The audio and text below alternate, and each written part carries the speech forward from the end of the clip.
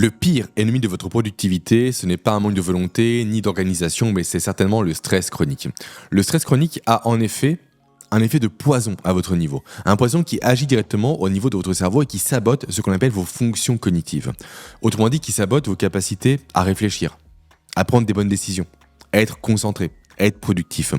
Et le pire, c'est que cette diminution-là est quasiment imperceptible, quasiment invisible.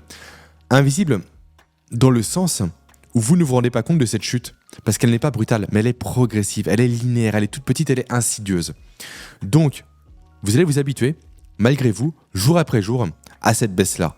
Et chaque jour que vous allez passer sera une nouvelle réalité, un nouveau référentiel auquel vous allez vous référer. Donc, il n'y a pas de brutalité, donc pas de perception, encore une fois, de la diminution. Donc, autrement dit, chaque heure que vous allez passer à stresser est une heure où vous allez vous affaiblir. Et vous allez tout simplement également affaiblir votre cerveau et votre efficacité au travail. Pourquoi je vous répète cela ? Pourquoi je le dis ? Pourquoi j'insiste dessus ? Pourquoi j'en ai fait une vidéo ?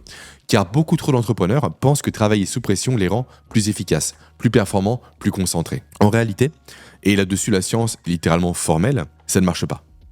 Donc voyons, dans cette vidéo, les impacts neurologiques concrets du stress et surtout le protocole à déployer pour limiter les effets de ce stress-là sur votre productivité et également, pourquoi pas, des méthodes que l'on va développer par la suite pour venir supprimer ce stress-là, pour vous en départir. Ok, plongeons pour commencer dans ce qui se passe au cœur de votre cerveau lorsqu'il est sous stress.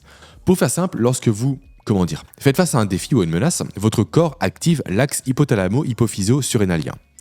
Pour faire plus simple, HHS, ok, qui est le circuit hormonal du stress. En plus clair, votre hypothalamus, donc une zone du cerveau très importante, ordonne à votre hypophyse de sécréter une hormone qu'on appelle la CTH, qui va déverser du cortisol par vos glandes surrénales. Le cortisol, vous le savez je pense, c'est vulgairement parlant votre hormone du stress. C'est plus complexe que cela, mais on va le limiter à ce rôle-là dans cette vidéo. À partir de là, votre cortisol, alors déjà à partir rapide, avant de continuer, le cortisol n'est pas mauvais en tant que tel. À petite dose, il est très bon. Dans un stress aigu, il est essentiel pour votre survie. C'est le stress chronique qui pose problème. En effet, quand il est aigu, il permet de déclencher notamment une hausse, simplement dit, des niveaux d'énergie de votre corps pour que vous puissiez, vous, à votre niveau, soit faire face à un danger en combattant, soit fuir un danger en prenant justement vos jambes à votre cou. Par contre, sous stress constant, on passe d'une production qui était aiguë, donc ponctuelle, par pic et par creux, à une production qui est chronique, donc constante, linéaire et progressive. Et ce faisant, à cause de cette chronicité-là, votre cerveau se retrouve comme bloqué en mode panique. Et ça, ce n'est pas sans conséquence. Typiquement, à cause de cela, votre fréquence cardiaque reste élevée tous les jours, tout le temps. Donc ça affaiblit votre cœur. Et également, votre cortex préfrontal, la partie ici de votre cerveau, qui gère notamment les fonctions exécutives, est en partie inhibée. Et surtout, l'excès de cortisol dans votre corps, par cette chronicité dont on a parlé, devient toxique pour vos neurones. Il attaque votre hippocampe notamment. Donc la zone de votre cerveau responsable de la mémoire. On a en effet observé chez l'animal et chez l'humain comme quoi, sous stress chronique, l'hippocampe venait se réduire, venait s'atrophier, ce qui rend notamment dépressif. Et surtout, votre cortex préfrontal dont on a parlé précédemment, vient encore une fois être davantage attaqué, davantage être inhibé. Sauf que cette zone-là gère la concentration, gère également le côté rationnel, gère le sang-froid, gère la prise de décision.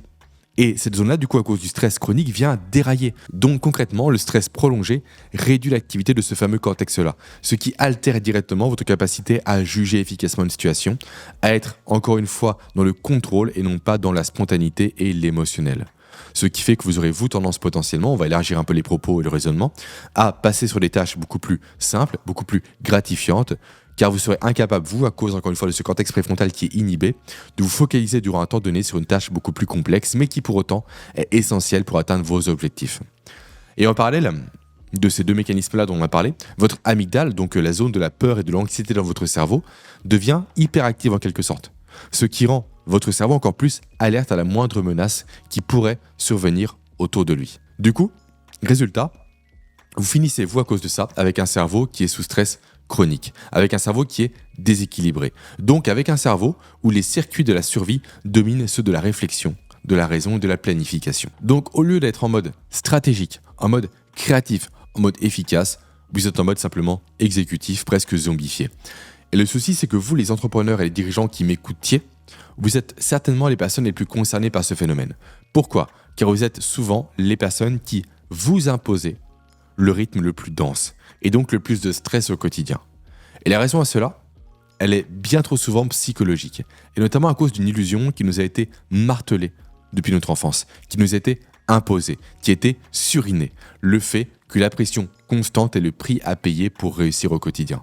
Et ça, c'est un mythe qui est très dangereux, un mythe qui vous pousse tout simplement à ce que j'appelle la glorification du surmenage. Glorification où les nuits blanches sont valorisées, où le fait d'être débordé est mis en évidence comme étant un talent, comme étant une vertu, où les heures supplémentaires sont également mises en évidence, sont tout simplement vantées, sont un badge que l'on va s'accoler. Et cette logique est tellement poussée à son paroxysme que certaines personnes portent carrément le burn-out comme une médaille, en se disant qu'ils ont tout donné, c'est le prix à payer encore une fois. Donc voyons maintenant comment vous pouvez passer outre cela. Et pour cela, je vous propose de vous partager 2 concepts clés. 2 concepts clés issus de ma méthode neuroproductivité. 2 concepts clés que sont la productivité du repos et l'agenda caché de votre cerveau. 2 concepts qui vont vous apprendre à utiliser efficacement votre cerveau, qui vont vous apprendre également à neutraliser le stress chronique en respectant le fonctionnement neurologique pour lequel vous êtes fait. Ok, on va commencer par la productivité du repos. Alors, derrière ce terme, il y a une vérité qui est simple. Le fait que le repos n'est pas l'ennemi de la productivité, il en est le carburant. Autrement dit, vous reposer vous rend plus productif. Pourquoi ? Car votre cerveau fonctionne par cycle et il a besoin de récupérer pour donner le meilleur de lui-même. La productivité du repos, c'est donc la logique qui veut qu'il faut valoriser avant toute chose le sommeil, les pauses, la déconnexion, comme étant simplement des stratégies à part entière de productivité. Ok. Après, nous avons le deuxième outil, la deuxième logique, le deuxième modèle que j'ai créé, à savoir ce que j'appelle moi l'agenda caché de votre cerveau. Par ce terme-là, je veux vous dire simplement que votre cerveau a ses propres priorités. Des priorités qui sont souvent inconscientes et surtout qui sont souvent en opposition avec vos buts personnels. Autrement dit, votre cerveau, que l'on va qualifier de primitif, se fiche de vos deadlines, se fiche de vos rêves de grandeur, de vos objectifs. Lui, ce qu'il veut, c'est rester en sécurité. C'est éviter la douleur et c'est économiser de l'énergie et rechercher du plaisir. Ça, c'est son agenda qui est caché. Un agenda hérité de millions d'années d'évolution. Et quand vous forcez à travailler 12 heures d'affilée par jour en étant épuisé, votre cerveau finit par jouer contre vous. Finit par déclencher des mécanismes de procrastination pour vous empêcher de continuer à travailler, afin d'arrêter de ruiner vos ressources physiologiques, et donc afin de préserver vos chances de survie. Il va également vous pousser à la déconcentration, afin de vous pousser à faire des choses, non pas qui n'apportent aucun plaisir, mais qui, à l'inverse, vous apportent des shoots immédiats de dopamine, comme traiter vos emails ou encore comme aller sur Instagram ou sur TikTok. Et donc, dans ce sens, comprendre l'agenda caché de votre cerveau, c'est arrêter de vous flageller, en vous traitant de paresseux, ou de ne pas assez motivé lorsque vous n'arrivez plus à avancer sous stress.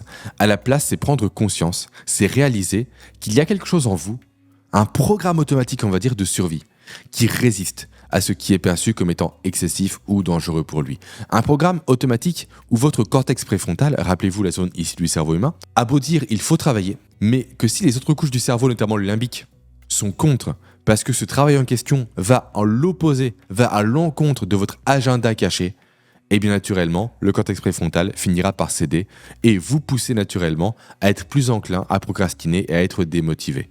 Ainsi, en intégrant ce concept-là, on va dire, vous allez apprendre à travailler avec votre cerveau plutôt que contre votre cerveau. Cela signifie simplement qu'au lieu de nier vos besoins, la fatigue, le découragement, la peur, vous allez apprendre à les prendre en considération. Vous allez apprendre à les intellectualiser, à les remarquer, à les valoriser même, à les gérer intelligemment.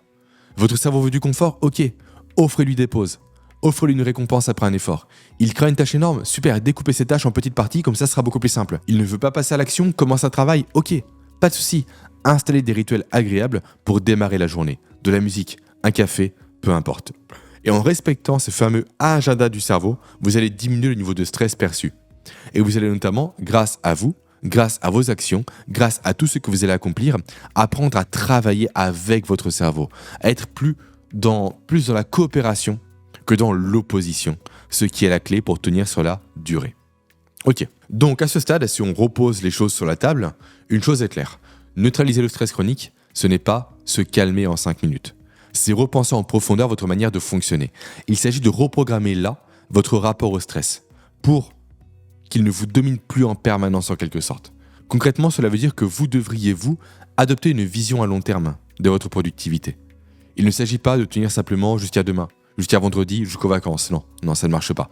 Il s'agit plutôt de réfléchir sur la durée, de construire des habitudes de vie qui sont saines, de maintenir votre cerveau dans une zone optimale, où le stress redevient un stimulant ponctuel et non pas un état permanent. On peut parler ici typiquement pour information d'hygiène de vie mentale en quelque sorte.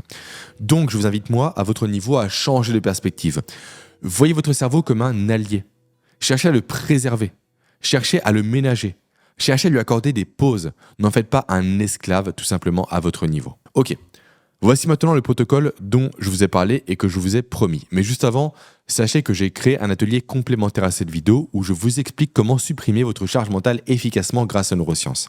Comment retirer de votre esprit toutes ces informations, tous ces éléments, toutes ces données qui vous polluent au quotidien, qui fait que vous pensez constamment à vos projets, que vous n'arrivez pas à déconnecter même en week-end, même la nuit. Donc, tout simplement, si jamais cela vous intéresse, cliquez sur le premier lien présent en description pour obtenir vos accès et découvrir le protocole scientifique pour supprimer, encore une fois, cette charge rapidement et facilement. Ok, passons maintenant au protocole dont je vous ai parlé précédemment.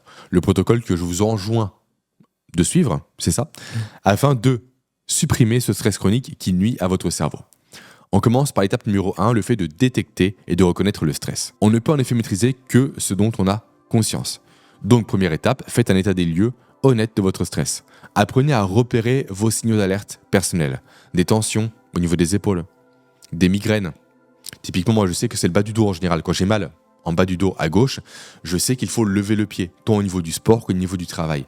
Donc, prenez le temps de réécouter votre corps et de vous fier davantage aux signaux de votre corps qu'aux métriques envoyées par une bague comme celle-ci ou par une montre, typiquement comme une Apple Watch. Donc, dès que vous allez sentir ces petits signaux, dès que vous verrez ces petits voyants s'allumer, eh bien, réfléchissez, prenez du recul et ne cherchez pas justement à l'inverse à surenchérir, car ce serait la pire action à entreprendre pour justement venir limiter le stress dont on parle depuis tout à l'heure. Après, étape numéro 2, réhabilitez le repos dans votre agenda. Donc, placez le repos au cœur de votre stratégie de productivité. Concrètement, privilégiez le sommeil. Au moins 7 à 8 heures par nuit si possible. Instaurez de vraies pauses dans votre journée, toutes les 90 minutes si possible. Et également, prévoyez des temps seuls, sans personne, sans éléments, sans email, sans travail, juste à incuber les idées que vous avez reçues au cours de la journée. Ça peut être par exemple durant une marche, sans téléphone, sans podcast, sans vidéo, pour laisser du temps, encore une fois, à votre cerveau pour qu'il se retrouve avec lui-même en quelque sorte. Après, étape numéro 3, cassez l'illusion de l'urgence permanente. Prenez du recul dans vos habitudes de travail. Méta-analysez-vous. Vérifiez si vous êtes plus quelqu'un qui travaille dans l'urgence ou plus qui planifie. Et essayez, si jamais c'est l'urgence qui prévaut, de justement accorder le plus de temps à la planification. Car l'urgence induit nécessairement un stress. Un stress qui est positif quand il est aigu, mais un stress qui devient négatif quand il est chronique. Ok ? Après, étape suivante, numéro 4, travaillez avec votre cerveau et non pas contre votre cerveau. On fait écho directement ici au fameux agenda caché du cerveau. Donc plutôt que de vous battre contre votre propre physiologie, apprenez à jouer avec elle. Donc typiquement, si une tâche vous angoisse, divisez-la en sous-tâches. Ok ? Également, venez vous récompenser après un effort, pour venir récompenser justement l'énergie que votre cerveau a donnée par rapport à une tâche. Ou créez-vous des routines pour rassurer votre cerveau. Bref, composez avec véritablement les mécanismes archaïques de votre cerveau pour jouer selon ses règles et non pas pour imposer vos propres règles. Enfin, étape numéro 5, instaurez un rituel anti-stress. En effet, le matin, plutôt que de vérifier vos emails, prenez du temps pour vous, pour respirer, pour planifier la journée, méditez, marchez, faites du sport. Même si ce n'est que 10 minutes, faites-le. Commencez vos journées par vous-même et non pas par le travail qui vous est imposé. En faisant cela, en vous octroyant un temps, un sas à vous, personnel, vous allez directement venir contribuer au fait de tamponner le cortisol excédentaire. Ce qui, encore une fois, diminuera le stress chronique et ce qui, par chance, par la répétition, par l'itération, par la routine, vous fera passer d'un stress chronique à un stress aigu.